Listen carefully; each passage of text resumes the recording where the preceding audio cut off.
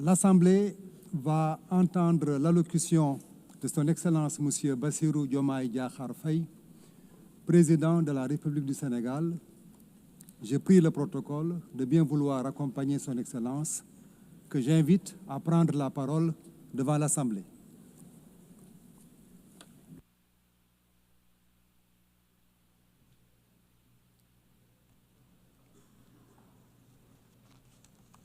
Madame la Présidente de l'Assemblée générale, chers collègues, Monsieur le Secrétaire général, Mesdames, Messieurs, distingués délégués,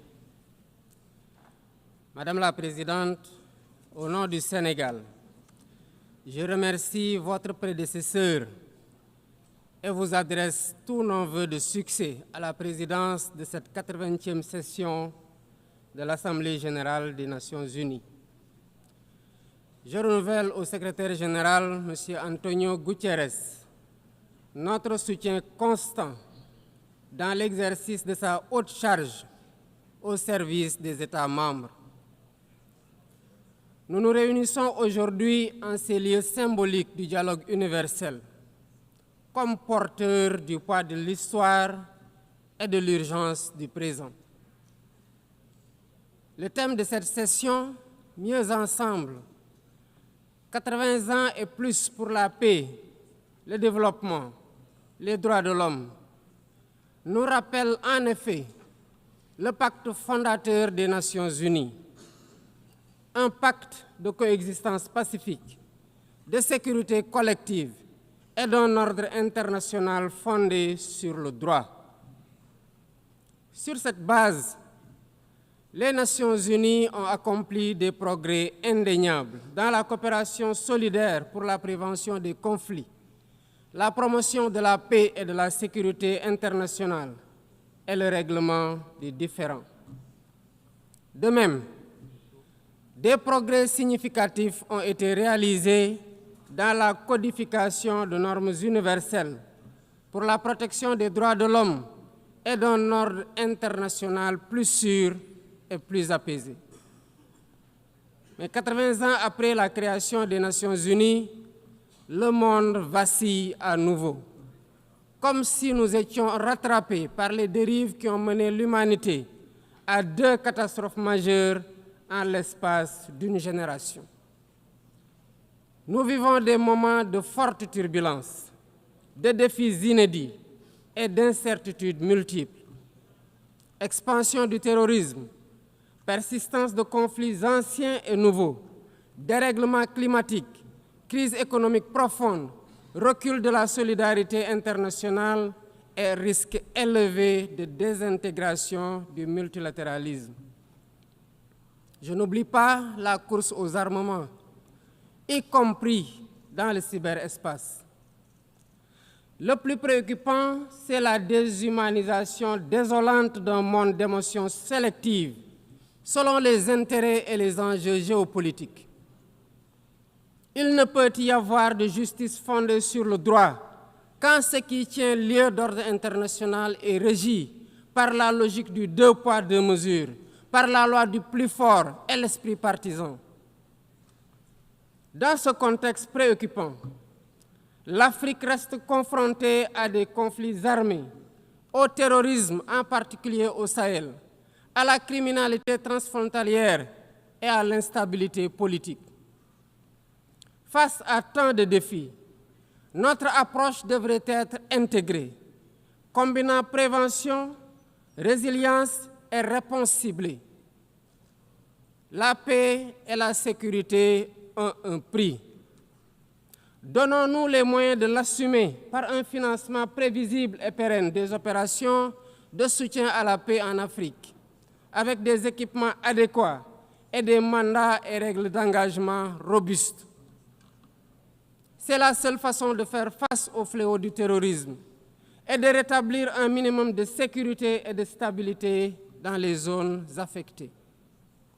Je renouvelle ici la solidarité du Sénégal envers les pays frères engagés au quotidien dans la lutte contre le terrorisme.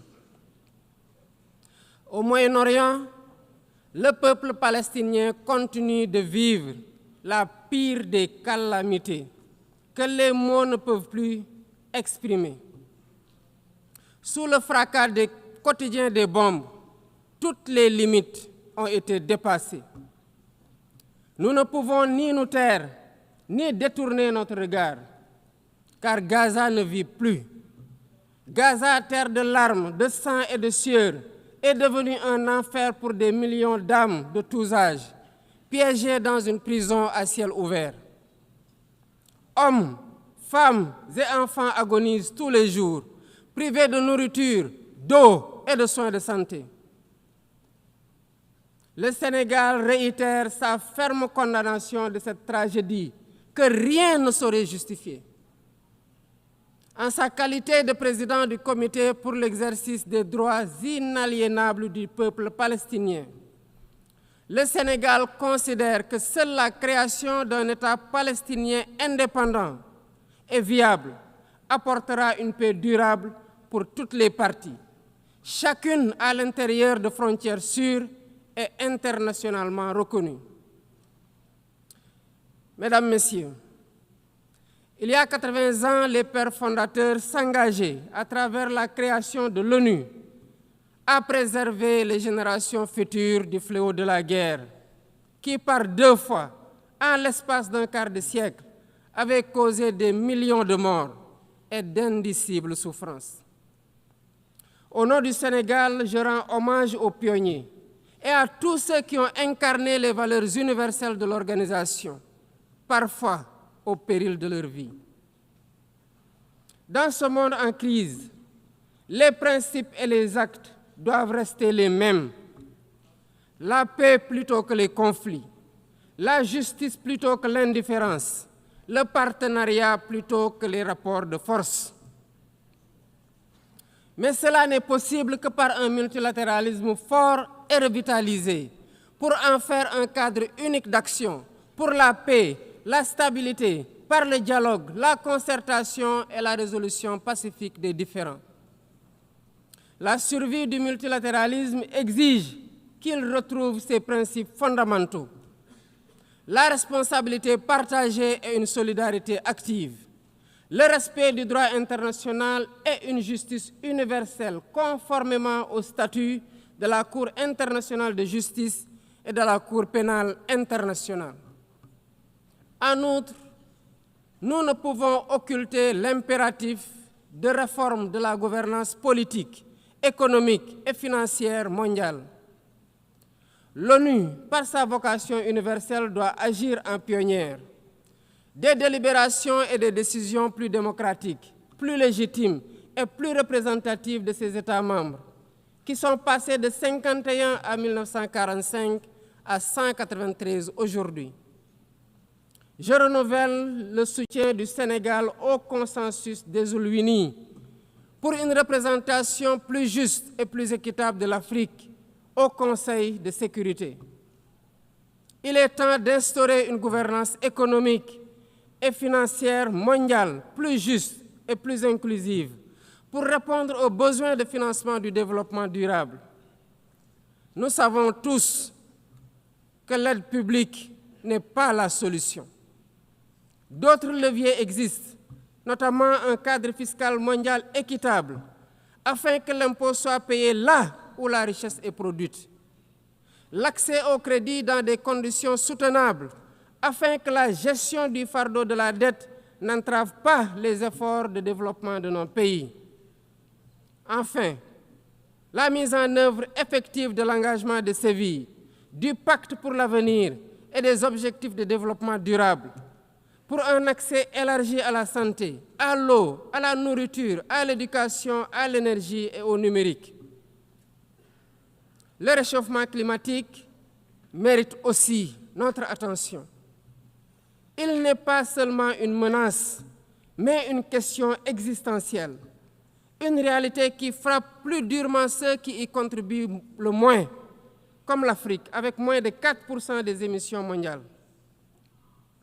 Et pourtant, sécheresse, inondations, érosion côtière et insécurité alimentaire rythment désormais la vie de nos populations.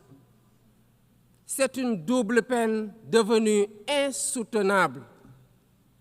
Le Sénégal renouvelle son attachement à l'accord de Paris sur le climat et appelle à une transition climatique juste et équitable par l'exploitation de nos ressources disponibles pour l'accès universel à l'électricité et l'amorce d'une industrialisation compétitive. La lutte contre le réchauffement climatique se fera indubitablement avec des financements conséquents pour l'adaptation, la simplification et l'accès aux fonds climatiques, ainsi que la garantie de transfert de technologies. Le Sénégal salue la création du fonds pour répondre aux pertes et dommages et appelle à la mobilisation de la solidarité internationale pour la constitution de ces ressources afin de financer les opérations sur le terrain. Excellences, Mesdames et Messieurs, face aux urgences et aux défis nombreux et complexes, nous ne sommes pas démunis. Le monde dispose des moyens nécessaires pour nourrir ceux qui ont faim, éduquer nos enfants, soigner les malades et faire taire les armes. Le véritable obstacle n'est ni financier, ni technique, ni matériel.